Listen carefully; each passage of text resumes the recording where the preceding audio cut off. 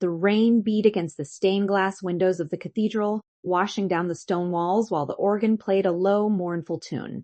I sat in the front pew in a simple black coat, holding my father's silver pocket watch tightly in my cold palm. My father, Robert Sterling, had built an international shipping empire over 50 arduous years, yet he had spent his final days in a quiet hospital room where only 2 people ever visited him. Across the aisle sat my older brother Gregory. He was not looking at the mahogany casket or paying respects to the man who gave him life. Gregory was wearing an $8,000 tailored suit, discreetly tapping his luxury wristwatch and checking his reflection in his phone screen. Beside him sat his entourage of high society friends and his private attorney, all smirking as if they had gathered for a victory party rather than a solemn burial. Gregory had banished to the French Riviera 3 years ago after bankrupting our father European logistics division through reckless gambling and unhedged derivatives. When our father fell ill with terminal cancer, Gregory never answered a single phone call. He never sent a card, never visited the hospice, and never contributed a penny toward the medical care. Yet the moment the obituary was published in the morning paper, Gregory caught the first-class flight back smelling blood and calculating his share of $40 million in estate assets. As the priest concluded the final prayer and the mourners prepared to offer their condolences, Gregory stepped directly in front of the altar. He raised his hand, gesturing for everyone to remain seated while his attorney Harold Vance unzipped a heavy leather briefcase with an arrogant flourish. "Pardon the interruption, ladies and gentlemen," Gregory announced, his booming voice echoing through the sacred hall with theatrical solemnity. "Before we lay my beloved father to rest, we must honor his final legal wishes. As the eldest son and rightful head of the Sterling family I have in my possession, our father's last will and testament drafted and witnessed 3 weeks ago during his final lucid moments." A low murmur swept through the rows of gathered relatives and business associates. My cousins whispered among themselves, and several board directors leaned forward in their pews, stunned by the sudden disruption. Gregory smiled, faintly glancing down at me with a condescending sneer. "Harold read the primary disposition clauses, so there is no ambiguity regarding the succession of the Sterling holdings." Harold Vance stepped forward, adjusting his gold-rimmed spectacles and unfolding a crisp parchment document bearing what appeared to be my father's signature and a county notary stamp. Under Article 4 of this testament, Harold proclaimed loudly the entirety of the Sterling maritime fleet, the downtown corporate headquarters, the private investment portfolios, and the family estate on Highland Ridge are bequeathed solely and unconditionally to Gregory Sterling. A cash bequest of $10,000 is allocated to our client sister Clara in recognition of her domestic assistance. $10,000 out of a $40 million empire. The insult was breathtaking in its cruelty. Gregory looked directly at me, his eyes gleaming with triumphant greed, as if challenging me to make a scene in the house of worship. He genuinely believed he had executed the perfect ambush, expecting me to break down in tears and surrender the company keys without a fight. I did not cry. I did not raise my voice. I slowly stood up from the front pew, smoothed my black coat, and looked at the private security team standing quietly near the cathedral double doors, while the gathered crowd watched in stunned silence. "You seem very eager to settle the estate before the soil is even turned on Father Grave Gregory," I said in a calm, clear voice that cut through the cavernous room. "This is about honoring father legacy," Clara Gregory snapped back, pretending to wipe a fake tear from his dry cheek with a silk handkerchief. "You always struggled to understand high finance. Father knew the corporation needed a commanding masculine hand at the helm, not an emotional caretaker." I glanced toward the back of the chapel and nodded. From the rear doors emerged Arthur Pendleton, my father's personal corporate attorney and closest confidant for over 35 years. Arthur was carrying a high-definition projector unit and a secure military-grade digital storage case stamped with federal legal seals. "What is this nonsense?" Harold Vance shouted, stepping in front of Gregory with a look of sudden panic in his eyes.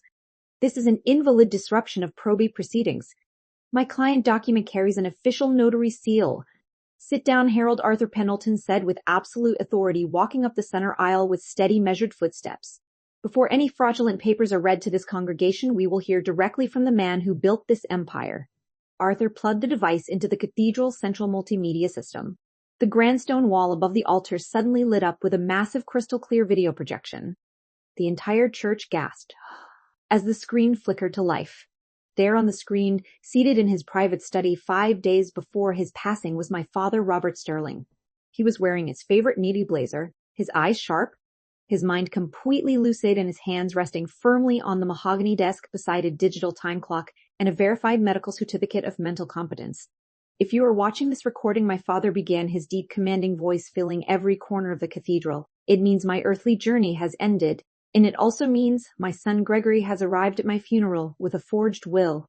Gregory stumbled backward, grabbing the wooden altar railing as the color completely drained from his face, leaving him as pale as a corpse. For the past 3 years, my father continued on the video, looking directly into the camera lens. With cold disappointment, Gregory believed I was blind to his actions. He believed I'd not know about the $4 million he embezzled from our Rotterdam port subsidiary or the offshore accounts he registered in Panama using forged corporate signatures.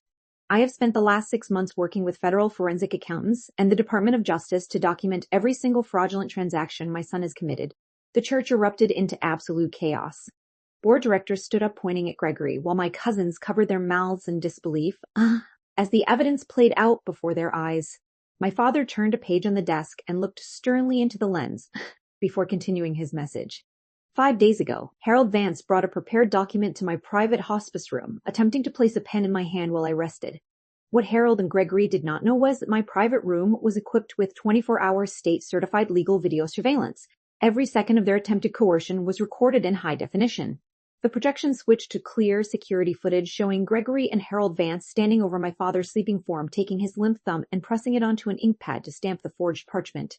Harold Vance dropped his leather briefcase, the forged documents scattering across the cathedral stone floor. As he backed away toward the side exit, realizing his legal career was officially over.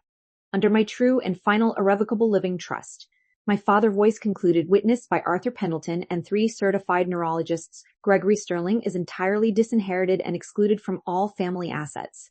The entire Sterling Maritime enterprise, all holdings in the family estate, are transferred unconditionally to my daughter Clara, who stood by me with loyalty, honor, and grace. Furthermore, the complete forensic financial files have been delivered directly to the United States Attorney Office for immediate criminal prosecution. The video screen went black.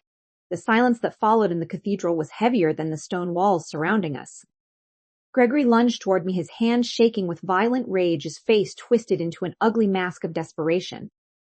You set me up. You poisoned his mind against me. I will sue you for every dime. I will take everything from you. I did not flinch. I raised a single finger, calmly shush, and stepped to the side as 4 federal marshals in dark trench coats walked through the church doors, their badges gleaming under the chandeliers. Gregory Sterling, Moeed Marshal, announced, stepping forward with handcuffs. You are under arrest for federal bank fraud, interstate money laundering, and aggravated criminal forgery. Gregory started screaming and struggling as the cold steel cuffs clicked around his wrists, begging his high society friends for bail assistance. But not a single person looked his way. His friends hurried out the side doors. His attorney fled into the rain, and the board of directors lined up to shake my hand.